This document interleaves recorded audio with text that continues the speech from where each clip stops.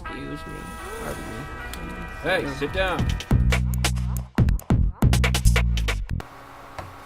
What is going on, Internet? Michael here for Flixist, and we have another trailer theater, and we're going to basically go over Godzilla. Now, Godzilla has a lot going on with it. A lot of people don't realize just how much kind of background, political, economical, and ecological things are tied into it, especially considering it was birthed after World War II, and has a lot of different symbols and ideas attached to it from the kind of nuclear age. Plus, one of the other big things that a lot of people kind of don't like is that there's a total lack of tokusatsu, which is Japanese special effects. This is basically where people got into the costumes and were dressed up as Godzilla, and you would see things like this. This was more introduced to people here through things like Power Rangers and giant kind of kaiju battles that they did with people in the suits and the big megazords and stuff like that. But we're going to actually take a look. It's very Americanized, obviously. We're having CG, special effects, but it's very much based here in America. And I'm going to point out a couple of things, and one of them's in the beginning. So let's get to watching this trailer, and let's see what I'm actually talking about. Let me get this going, I think. Yes. I want to talk to somebody in charge. You are not fooling anybody when you say that what happened was a natural disaster. Obviously, Walter White. You're He's lying. It was not Bryan an Cranston. earthquake. It wasn't a typhoon. Because what's really happening is that you're hiding something out there. Now, I'm going to pause it right here, and if you notice, a lot of people kind of glanced over this, but this is in Las Vegas, Nevada, which is very, very far from the coast. As you can see, there's a Planet Hollywood here. There's the show that's in Vegas over there, I believe, Mirage. I believe this is Treasure Island that just has a giant gaping gash in it right here with some of the hotel rooms. But yeah, this is just a messed up Las Vegas. It was just, something just tore a path right through Vegas. So I think it's kind of amazing. It's very much an American-centric thing. It's not done on the coastal cities, brought up in the trailers just yet. Obviously, there will have to be some. But when you actually think about Godzilla, Godzilla is a coastal kind of monster. A lot of these things have to do with the coast, especially in Japan, because there is so much ocean around the island. And this is actually kind of interesting to see this. This makes me believe that this is kind of like an American experiment gone wrong. Now, I'm going to produce another video to actually show off the toys like I've been doing with the Ninja Turtles and stuff like that. But we're looking at two monsters, which they haven't played up a lot on. And Mutos, I believe that's how you pronounce it, is the second kind of monster. And it's very, very... It's almost an allegory for this movie. It's such a contrast, the character design and stuff like that. But that is for another video. Let's keep going. You can see it's totally destroyed. Now we have New York, Statue of Liberty. It is going to send us back to the Stone Age.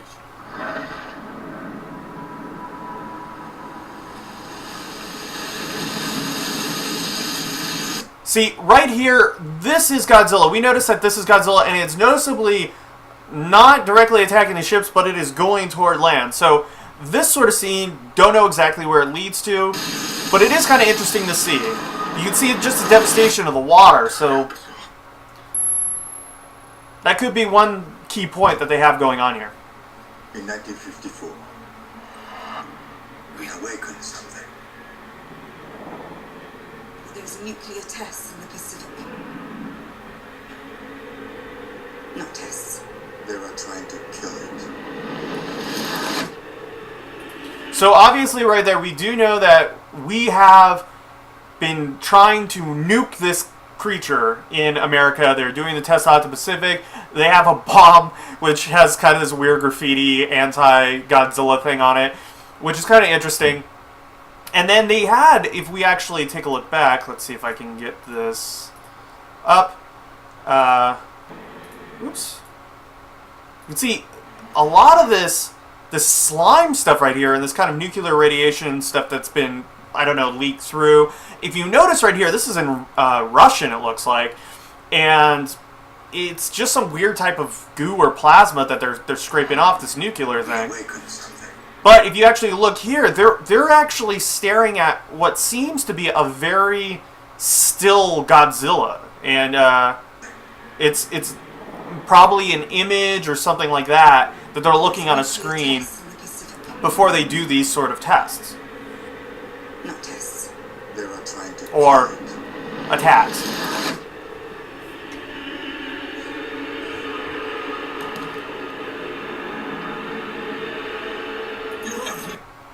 If we actually go back here, let's see if this has... so obviously we have this kind of train tunnel of destruction. Something's been blown up on the other side. And then we kind of go over here. Obviously, they're in Japan now, if you notice the writing. So this is probably something that's going to be going back and forth through America, Japan, pretty much everywhere. I'm guessing that this is Tokyo right here. Can you kill it?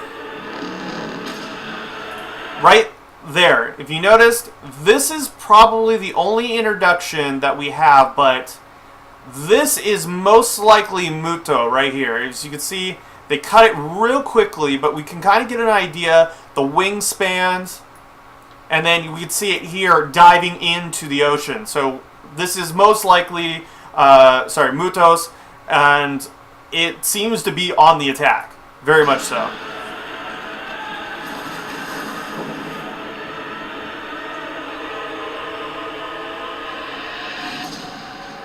Of man is thinking nature isn't. You kind of get an idea right here for just the scale of all the bones and everything like that. And obviously they're kind of going through this area that they have the hazmat suits. So they don't know what's going to go on or what's in there. But as you can see, he's Bryan Cranston's character is leaving what I would assume is his wife behind, going behind blast doors. So we really get a sense of scale, at least, for maybe a smaller version, because these bones right here do not reflect just how huge Godzilla is in this movie compared to everything else. Is in our control. As you can see, planes getting knocked out of the air.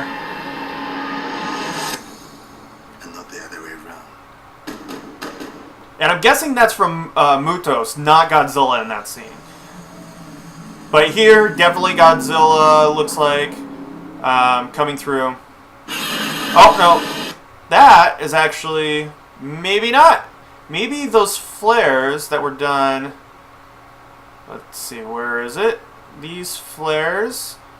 it could be Godzilla. I can't really tell. It looks scaly enough to be Godzilla. But if we look right here, that's definitely Mutos' claw. Like right there, just slamming down. That ain't part of Godzilla, and causing havoc with what it looks like all these people are in the hazmat suit. So maybe this isn't like more of a scientific area where Mutos is going to actually attack.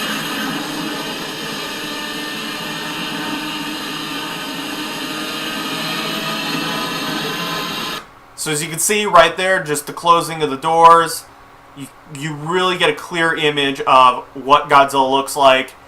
Has more of a classic style, not like how they did before in the old Godzilla movie in 2000 that was not very critically acclaimed. I thought it was an okay movie if they just took the Godzilla name off of it, but here we go. We got more of a classic Godzilla pissed off. And that's why we're really watching this. And just look at that logo! Beautiful logo. So there we go.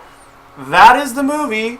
These are the places you can find it. Hashtag Godzilla, obviously, and this is pretty amazing. I'm excited because I've always been the kind of kaiju monster battle fan, and I think it's great to see that we're going to actually have a movie that is not just Godzilla's a bad guy, but Godzilla is going to be fighting, Godzilla is pissed off, and there is another monster from Godzilla canon that is actually in the movie. So from us to you, thanks for watching. Click the like, click the subscribe, and get ready because I'm going to actually do in the follow-up video for our breaking news, taking a look at the toys. Now, you get a lot of good details from the toys, and you can actually see more of a clear image of Mutos and Godzilla and kind of the designs, because we have some nice high-scale images to show you guys. So, thanks for watching, and see you in the movies.